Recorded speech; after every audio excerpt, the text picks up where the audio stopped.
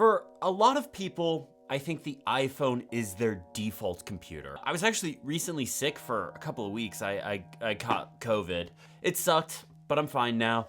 But I was on the couch for a couple of weeks, and during that time, I used my iPhone for everything, including managing my business, keeping myself entertained, setting reminders to take medication, stuff like that. So I wanted to do a video that's kind of the long-term review of the iPhone 13 Pro Max. This is the phone that I've been using for a while now.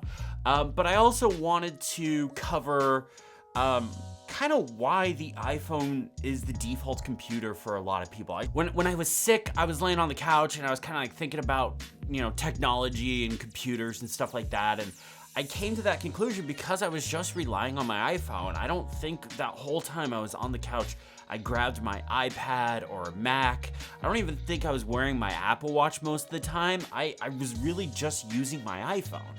This video is sponsored by Morning Brew. Morning Brew is a free newsletter that covers topics like technology, business, education, and a lot more. This is a newsletter that shows up in your inbox every day, ready to provide you with valuable news stories, not just fluff. This is original, relevant, and informative writing. I've been trying to pay more attention to the world around me, and Morning Brew has really been helping with that. I'm not somebody that's gonna sit down and watch cable news or read a newspaper or something like that, but getting a newsletter in my inbox every day with, the important information that's happening in the world has been really helpful. I've added reading Morning Brew to my morning routine. When I come into my office, I grab my iPad, some coffee, sit in my chair, and spend some time reading it. If you're interested in impactful news delivered to you every single morning, Morning Brew is perfect for you. One interesting article I read was about GameStop and where meme stock has gone over the last year. I thought that was actually pretty interesting considering we're a year out from that. I'll put a link in the description below to where you can check it out, and it's free. It takes less than 15 seconds to sign up. My thanks to Morning Brew for sponsoring this video. All right, so let's talk about what the iPhone 13 Pro Max has been for me, how I've been using it, and like what's new with it, why it's actually a really interesting iPhone. I think this is honestly my favorite iPhone of all time. Every year, the big thing is, what camera upgrades is the iPhone getting? And this one, I think, got some of the biggest camera upgrades of all time. One, it's a bigger sensor, so it allows more light in. When you allow more light into a camera sensor, that means your image is gonna be sharper. But there's also features like macro photography. Now, macro photography is really fun, and I really enjoy it. For those that don't know, when you have a lens on a camera, there is a minimum focusing distance. Most of the time, it's a foot, 2 feet, like somewhere in that range. But if you have a lens that supports macro photography, that means its focusing distance is a lot closer. You could get really close to an object and it focuses. And then with a macro lens, oftentimes it'll blow up the image so you can see more detail in the shot. So I've been playing around with it, and I'll put a couple of images right here that I've done with some macro photography. And I just think it's really cool and an interesting addition to the iPhone. Is it something people are gonna use every single day? No, probably not. But it's definitely something, if you're interested in photography, it's a cool thing to play with and can really help you up your photography game, especially if you're doing like product photography or nature photography. And one of the more polarized upgrades to the iPhone 13 Pro is the new 3x camera. So before it was a 2.5x zoom lens. It was about 52 millimeters, about 50 millimeter focal length. That's a pretty standard focal length on most cameras. That's what I shoot a lot of my B-roll at. It's fine, but with 3x that went to 77 millimeters, which gets close to one of my all-time favorite focal lengths on a camera, 85. Now, what that does is obviously it zooms in a lot more, but if you're using something like, a traditional camera, that gives you a lot more background blur, and it really just makes it a really shallow depth of field, and I really like that look. Now, obviously with an iPhone, if you're not using portrait mode or something like that, you're not gonna really get that shallow depth of field, but it's still an interesting focal length, and personally, I really like it. Then the other side of the camera system is video, and the video this iPhone does is stunning. The HDR, the Dolby HDR stuff that it does, it's so beautiful. I can't stress that enough. I did a video when I got my hands on this iPhone. I drove up to Yosemite. I'm about 2 hours away from Yosemite. Drove up to Yosemite and spent a day up there just filming. And I'll put a link to that video in the description below so you can check it out. It just really shows off what the HDR in this camera can do. I do highly recommend watching that video on a computer that has HDR support. So whether it is like an iPhone or an iPad Pro or something like that, something that does support HDR, because that way you can fully see the depth that this camera can do, and it's truly stunning. But then there's stuff like ProRes, and ProRes is an even higher, more in-depth video format that allows you to get even more detail. And I didn't shoot any of that Yosemite video in ProRes. I had the option, but I didn't, because the issue with ProRes is the file size is massive. Even for just one clip, the file size is huge. But when you have dozens or hundreds of clips, that gets really hard to manage. So in order to do something with that ProRes footage, so if I'm shooting it on my iPad and I'm gonna edit it on my iPad or Mac, I need to transfer those files. And there's two ways you could do that. You could wait for them to upload to the cloud and, sync back down, or you can use a USB to Lightning cable and transfer them over. But the problem is the Lightning port on the iPhone is USB 2.0 speeds. So slow. This needs to be updated to USB 3.0 at least.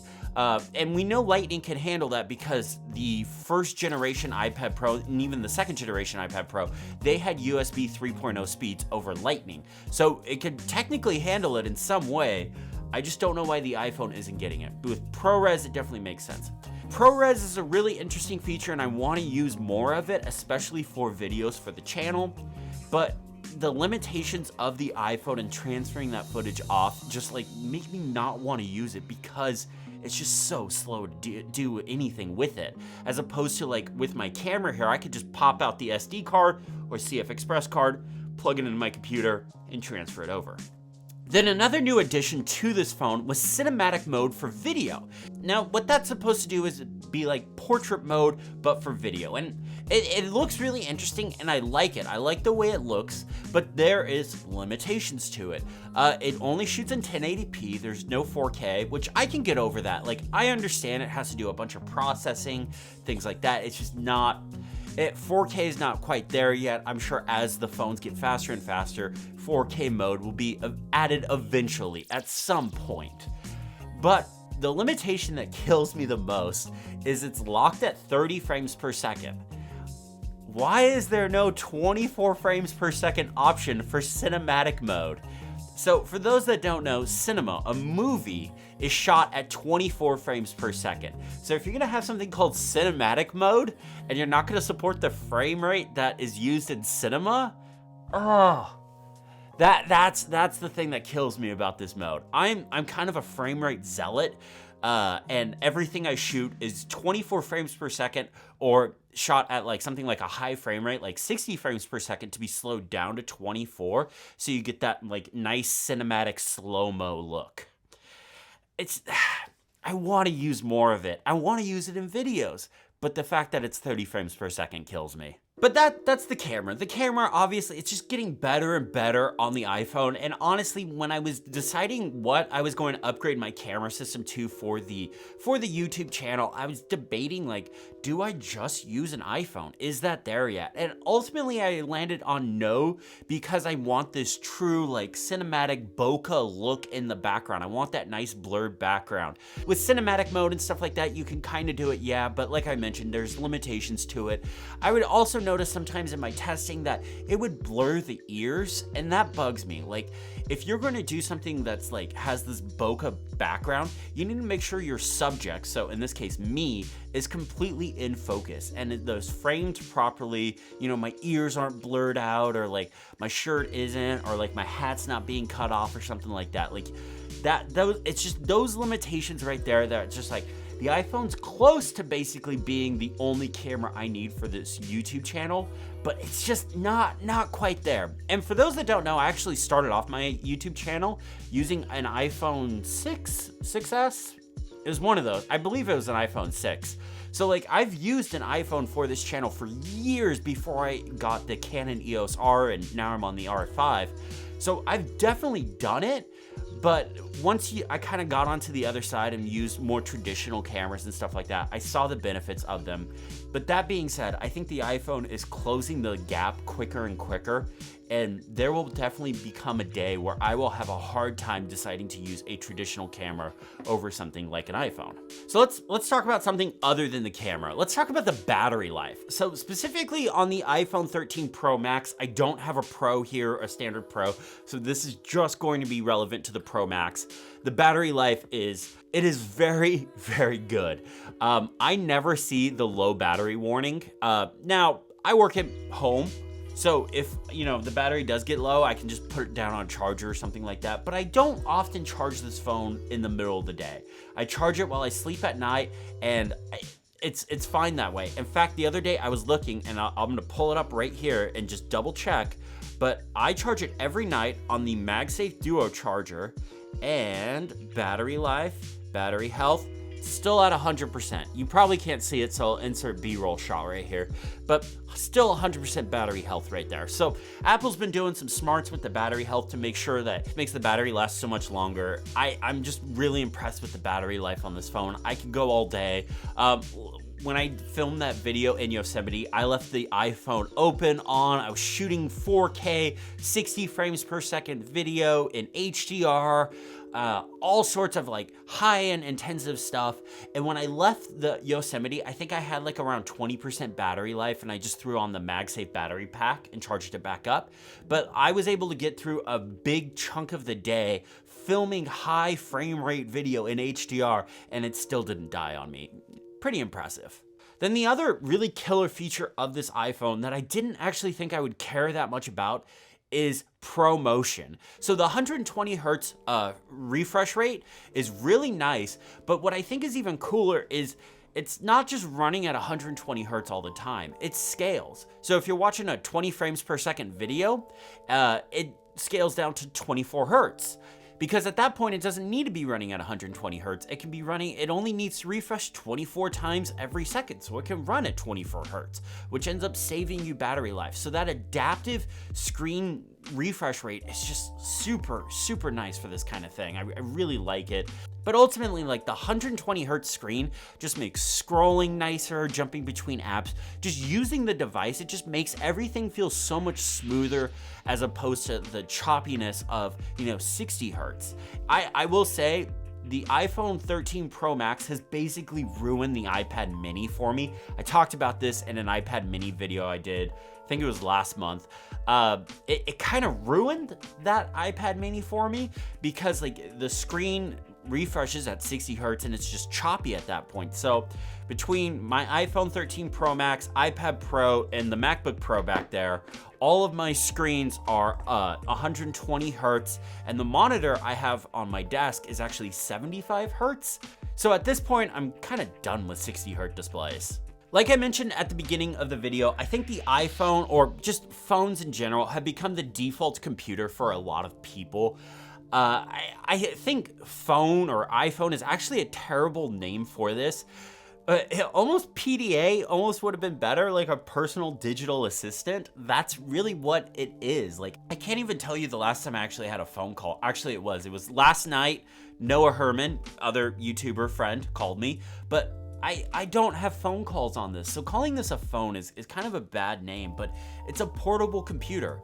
I use this as a capture device with things like drafts and shortcuts. If I have an idea or a note or something I want to write down, I capture it in here. I manage my life and my business through apps like Things and Fantastical and Airtable, which is my new project management database. And then there's, entertainment stuff like listening to podcasts, music, or reading RSS or newsletters, or playing games. There's just so many things you can do with it. And it's also a portable camera that lives in your pocket.